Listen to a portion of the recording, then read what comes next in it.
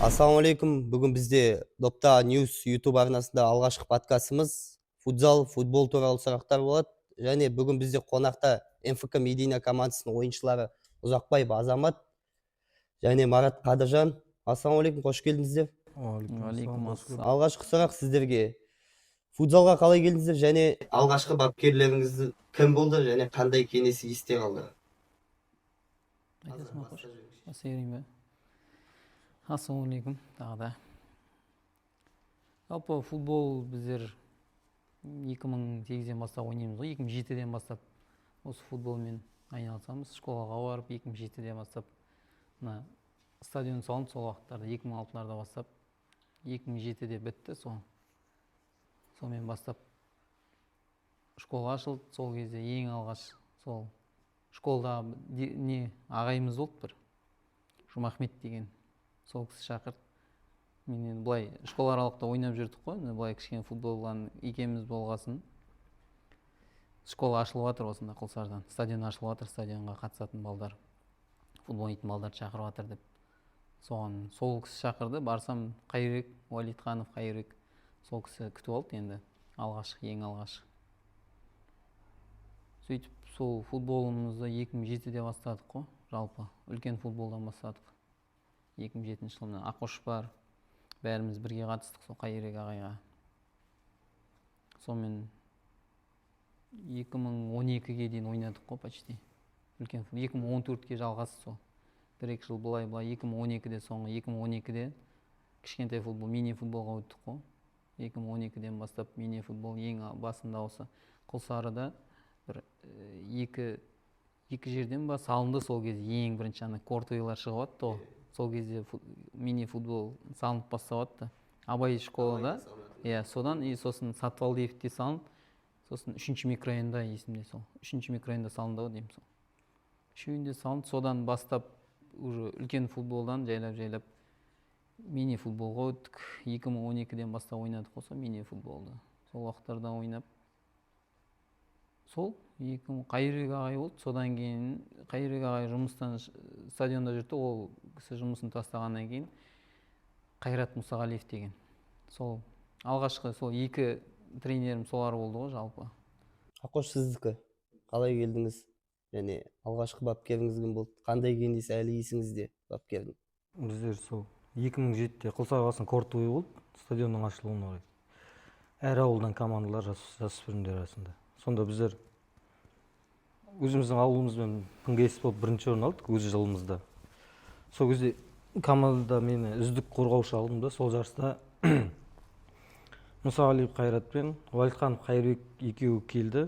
Біздер осылай футбол ашып жатырық, футболға кел деген сияқты. Осында болады тренировка деп. Сол екеуі шақырды футболға. Содан Азамат бәріміз бірге келдік. 2007-де бәріміз жинады ғой. Содан осы уақытқа дейін әлі бірге жүріп. Бір командада, бала кезде де, Мединада. Өткен бала кезден бірге ойнағасын поледа да өзімізді түсінеміз, сөзсіз мағадай. Кім қайда болады, кім қайда тұрады уже. Бұлай сөйлеспей-ақ, қарамай-ақ уже білесің да, кім қайда тұрады. Қалған бәрін сол футболдан түсіп, мини футболға сол Азаматтардан кейін біздер келдік. Мен 14-ке дейін большой ойнадым. Сосын большойды қойғаннан кейін Азаматтардың қасына бардық, миниге. Ол кезде мен большой ойнап жүргенде Чымбай, Хамид, Азамат, Қайырбек болды тәжейіп. Солар бәрі уже мини футболға Атырауға ойнап жүрді. Сосын 2015-тен бастап мен де бұлармен бірге Өмірзақта ойнадым ғой. Бірінші лигадан бастадым. Содан кетті. Қазір әуесқой лигасында ойнайсыздар және әуесқой футзалдың Қазақстандағы деңгейін қалай бағалайсыздар? Енді болып жатқан жарыстар сол туралы. Қазір енді Қазақстанда мықты дамып жатыр деп айтуға болады енді, әуесқой футзал дейтін. Былай күшті мықты турнирлар өтіп жатыр ғой қазіргі таңда енді. Международный деуге болады енді почти. Шетелден келеді. Мысалы өзіміздің Құлсарымыздың өзінде қандай турнирлар болады. Хан кап болады, Жігер кап деген сияқты, Медина кап бар. Биыл Джамбо кап болды. Джамбо кап бар. Барлық енді мықты деңгейде ғой. Білмеймін енді профессионалидан гөрі неге сол әуесқой футзалға көп жиналатын сияқты көрермен бар ғой қазір. профессионалдардан кем емес қой енді былай айтқанда. Кәсіпқойдан кем емес қой, әуесқойлар қазір. Мықты дамып жатыр ғой Қазақстан бойынша. Бүгін бізде осы подкаст түсіруге себепші болған МФК Медина командасының басшысы Өскенбаев Марат ағама алғысымды айтамын. Және осы жылы МФК Медина командасымен чемпионат Қазақстанда ойнадыңыздар. Жарыс жолында атағы бар биосфераны ұшып жіберіп, түрлі пабликтер жолады. Бәріміздің есімізде. Сол жеңіс қалай келді? Ойыннан кейін эмоция қандай болды? Ол Сол ойын туралы айтып ойын жіберсеңіздер. енді. Ақош, сен ойнаған жоқсың да ол ойында? Біздер Абикон екеуміз переговормен ойнаған жоқпыз. 2 адам. Азамат, сіз айтыңыз. Бұл ерекше ойындардың бірі болды енді біздің өзіміздің немізде. Өмірімізде десек те болады енді. Ол биосферамен. Мықты команда ғой, биосфера. Как раз сол кезде олар дейтін неден первый лигадан, бірінші Қазақстан первый лигадан, профессионал первый лигадан чемпион болып келді олар. Сөйтіп енді біздер ондайға қараған жоқпыз, енді чемпион болды, анау-мынау, барымыз салдық, ойнаймыз деп.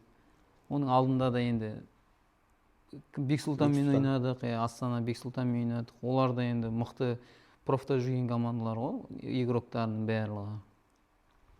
Сонымен биосфераға қарсы, как раз сол кезде биосфераға қарсы основнойда жүрген Ақошпен Абикон екеуі переговор болды, жолты алып қалып тұр ғой еще. Онымен еще заменімізде де күш жоқ, уже бітіп тұр ғой күш. Сонымен барымыз салып шықтық қой сол ойында. Кімдер болды еще заменада? Жас балдар болды, Алмаз, Марлен дейтіндер. Қазір Ақтөбенің жастары. Ақтөбенің жастарында жүр екеуі де жас балдар. Сол барымыз күшіміз салдық енді. Ол кезде де жаман қиын болды ойын дейтін. Бірақ енді андай ешқандай не болған жоқ та, қорқыныш, ондай ештеңе болған жоқ. Просто шықтық. Бұйырса отарымыз, бұйырмаса көреміз, бұйырған көреміз, короче. Миқош та молодец сол кезде баратарымызда, ол да жақсы тұрып кетті әйтеуір.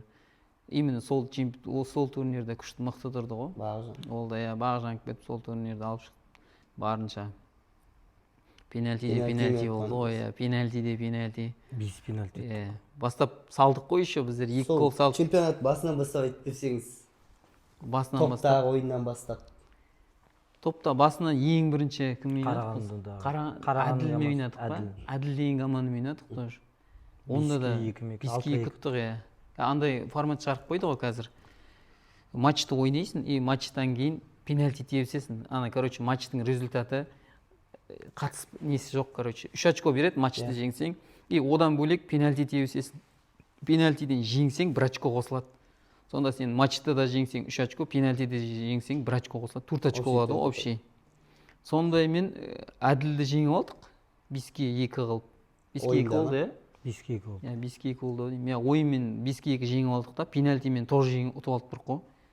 4 очкомен кеттік те, ары қарай Астананың қандай команда? Бір команда болды.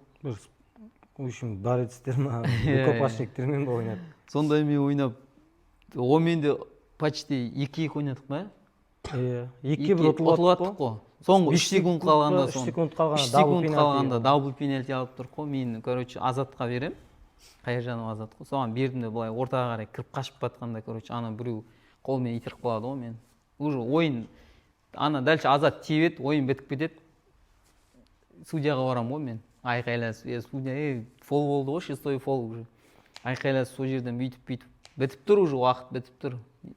Амал жоқ, бардық, судьяға бардық, айқайласып, үйтіп. Вар алып, судья вар көрсетіп.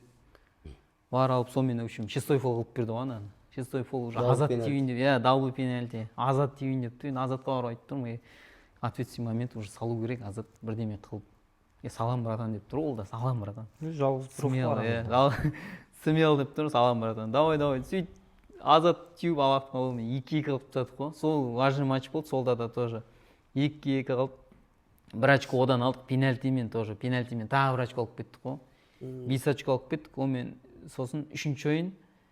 Группадағы 3-ші ойынды 3-3 ойнап жатыр. Соңғы 12 секунд қалғанда пионермен, пионер ма?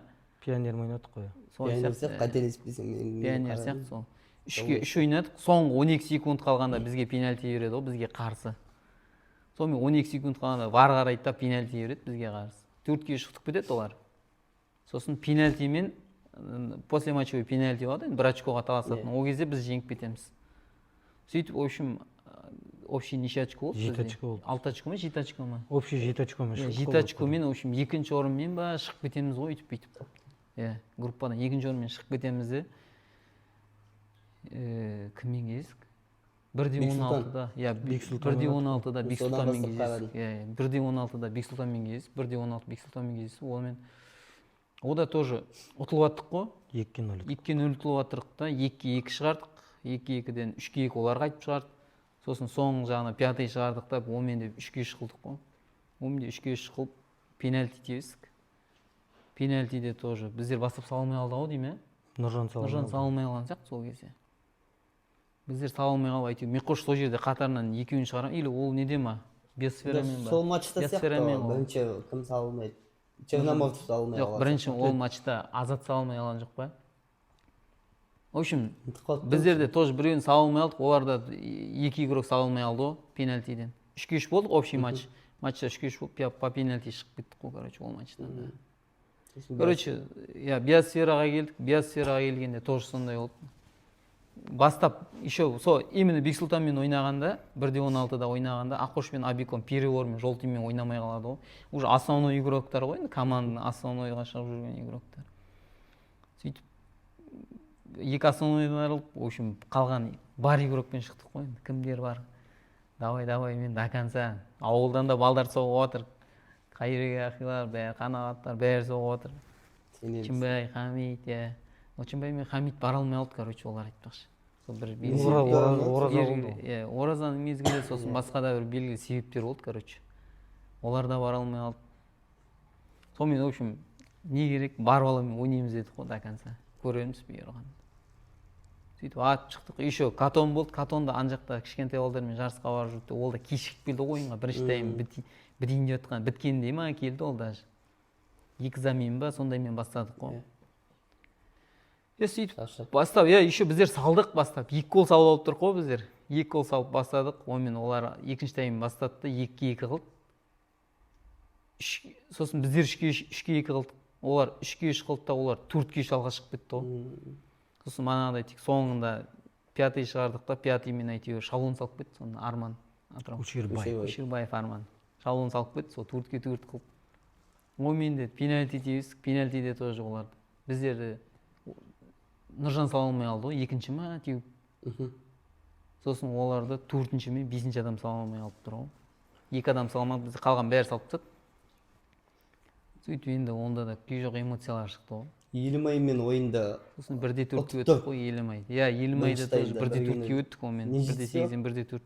Онда күш жетпей алды енді, действительно. Заменада да балдар шаршады ғой.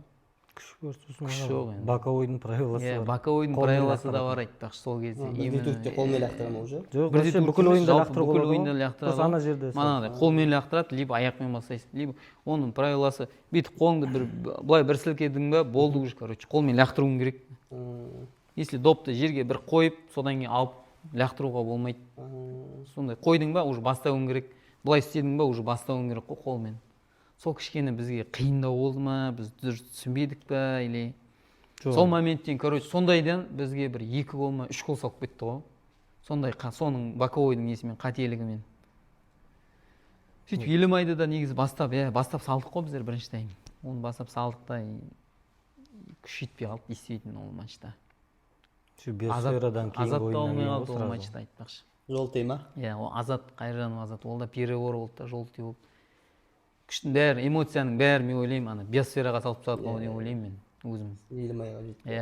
Елімайға жетпей қалды, короче. Солай сияқты мен. Чемпионатқа барғанда мақсат қандай болды? Чемпион болу ма? Мақсат жалпы енді былай біліп бардық қой енді, мықты турнир, бүкіл Қазақстан жиналады деген сияқты. 64 команда.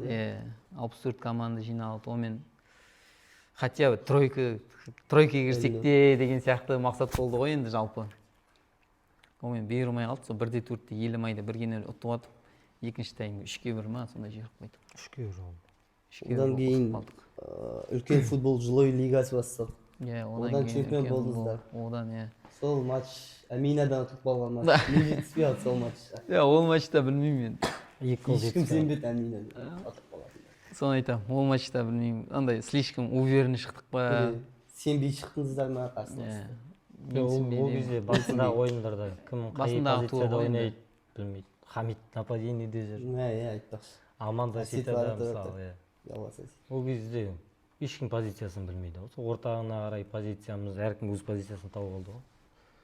Олай қарағанда біздің команда кілең большойдан бастаған балдар ғой бәрі.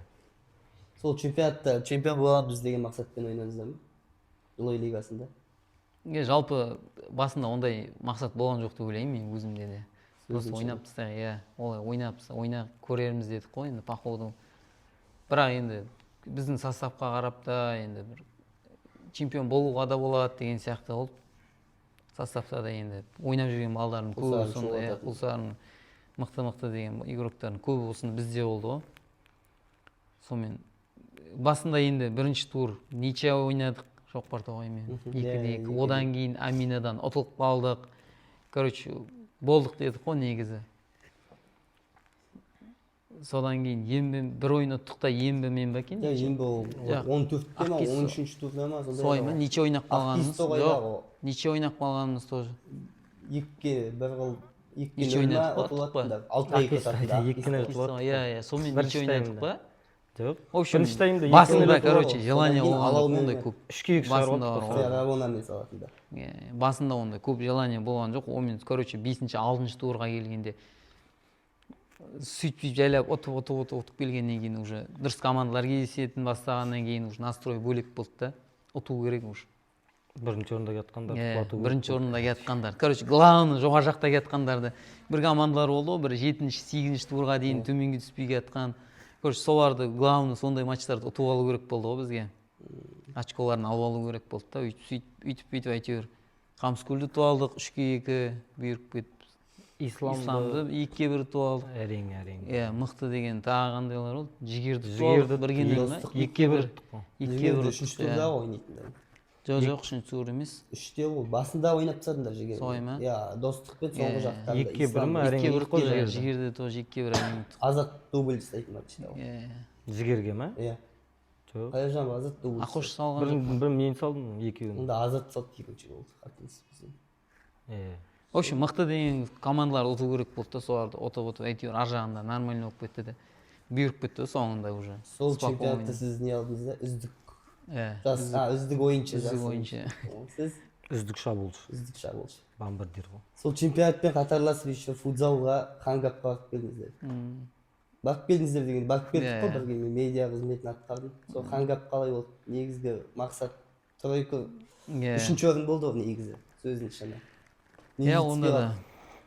Топтық кезең ойында. Бізде просто каждый жарысқа өзіміз чисто Құлсарының балдарымен барып, Құлсарының балдары ойынын көрсеткіміз келеді. Негізі былай да бізде де болады. Легионерлер алып алуға былай.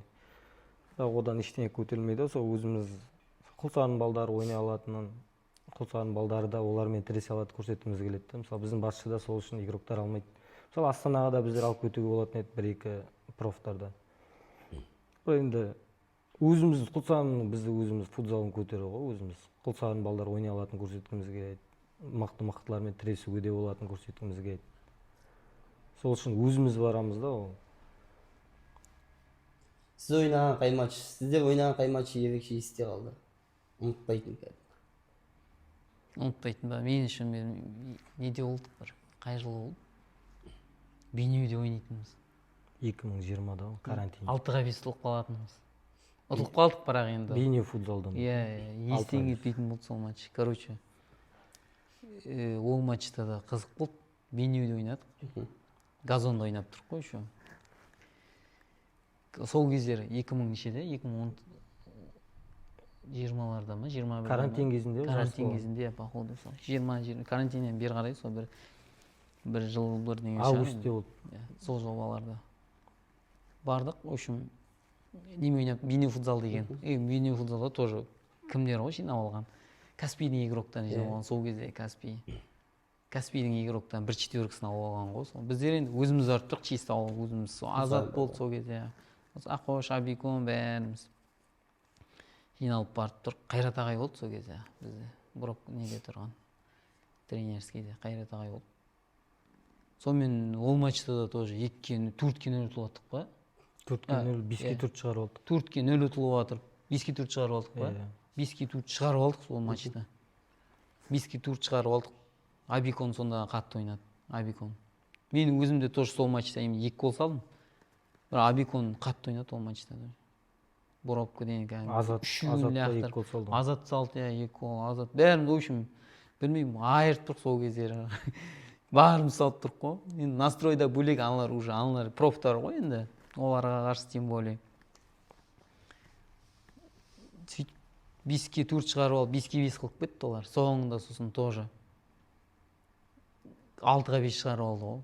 Соңғы секундтарда 6-ға 5 шығарып алды, сонымен қалды 6-ға 5. Бірақ енді сол кезде қатты ойын болды онда тоже. Ақош саған қай матч ерекше есте ұмытпайтын? Ең болмай газбен ойында. Кубок Медина 3-ке 0 ұтылып аттық. 3-ке 1 ма, бірінші тайм ұтылып аттық. Сома гол салған сайын емінің балдары секіріп бізге қартай. Геологта ма ойнадық. Бірінші тайм 3-ке 1 болды. Екінші тайм сразу мен сол ойында 4 гол салдым. Екінші тайм басталды. Сразу 4-ке 5-ке 3 шығардық. Общий ойын 7-ге 5 болды сонда. Жоқ, сол бір ойын болды. Сол бірінші таймда 3-ке 1 ұтылды. Сосын біздер екінші таймда 7-ге 5 ұттық. Ол кезде де 2 әзірлер келді ма, иә? Жоқ, ол кезде Жақсылық ұланмен, сосын Рахымжан Текей ойнады. Әзірлер болған жоқ ол матчта да? Иә. Ол әзірлермен де ойнадық. Ол кезде 4-ке 3 ұтылдық. 2 Әзербайжан проф келді. 2019-да ме ол? 18-де ме? Сол жобада Медина ең чемпионат Атырауға қатысып жатқанда. Иә, сол 2018-де 2019-дарда жоғары лигада ойнап жүргенде ғой. Осы жылда Жамбогапта Эмбаны шығып жүрдіңіздер. Да? Сенбедіңіздер ме ол матчқа? Төртте бір ұтылып атыр. Енді жоқ, мұндай болды енді, действительно шығарамыз деген настрой болды енді онда. Себебі ол кезде олар 4-ке 0-ді ерте қалды ғой олар. 4-ке 1 болды. 4-ке 1 болды. 2-ке басында 2-ке 0 болды, сосын мен 2-ке 1 қылдым, сосын 3-ке 1, 4-ке 1 болды. Олар ерте 4-ке 1 қылды да, уже білмеймін, кеше Эмбаның тренировкасын жүргенде де айтамын, ерте аяқтап тастадыңдар сендер ойында деймін да. Матч біткен жоқ қой әлі. Просто 4-ке 1-де уже ерте расслабон беріп қойды ма олар. Бірақ енді өзімізде де сенім болды, себебі уже 4-ке 1 дейтін бірінші таймда болды ғой, екінші тайм бізге салған 4 голды бізде саламыз деген сияқты. Уақыт бар, жетеді уақыт деп. Просто бізге быстро гол салып алу керек болды да, тез гол, жылдам гол салып алу керек болды. Екінші тайм басталғаннан сразу. Ол мен екінші тайм басталғанда 3 минуттан кейін ба, екінші тайм басталғаннан кейін 3-4 минуттан кейін салдық ау деймін біздер. Сөйтіп мен салдым, содан кейін угловойдан черный салды. Угловойдан черный салды. Бекжан. Сосын, Бекжан. Сосын соңғы голды Абикон анжақпен алып келді. Мен алдым дальныйге Ақошқа атып жіберді. Сонымен 4-ке 4 болып пенальтимен шығарып алдық қой онда. Азамат, сіз үшін футзалдағы топ 5 ойыншы? Топ 5 ойыншы футзалдағы. Профтан енді Игита ғой енді жалпы Қазақстанда. Номер 1 деп ойлаймын мен үшін. Игита ғой. Дуглас бар. Турсагулов бар. Батырханов бар біздің. Нұрболат Батырханов. Бір бровкаға қойып. 5-ші?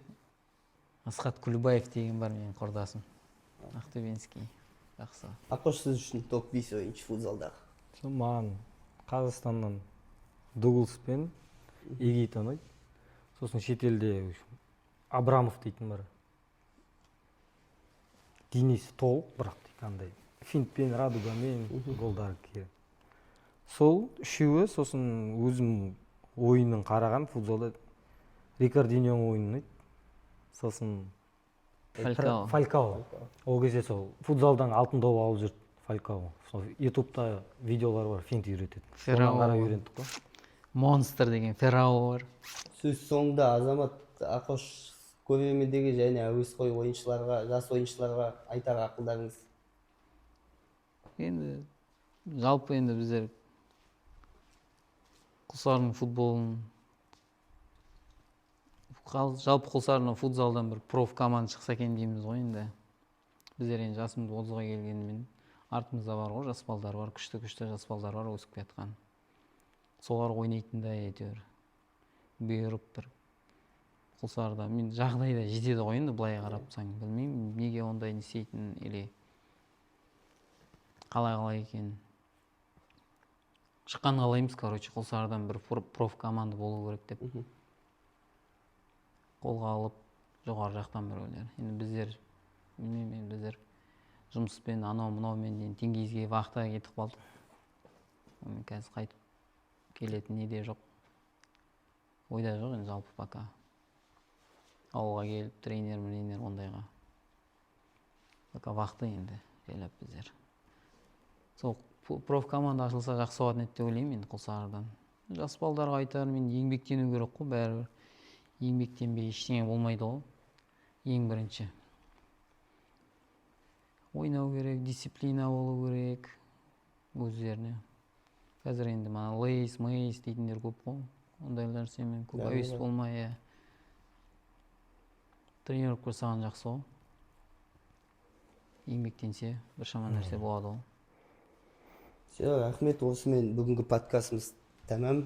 Алдағы уақытта сіздерге екінші шығарылымда кімді шақырайық, комментарияға жазып кетіңіздер және YouTube каналыма тіркеліңіздер. Рахмет.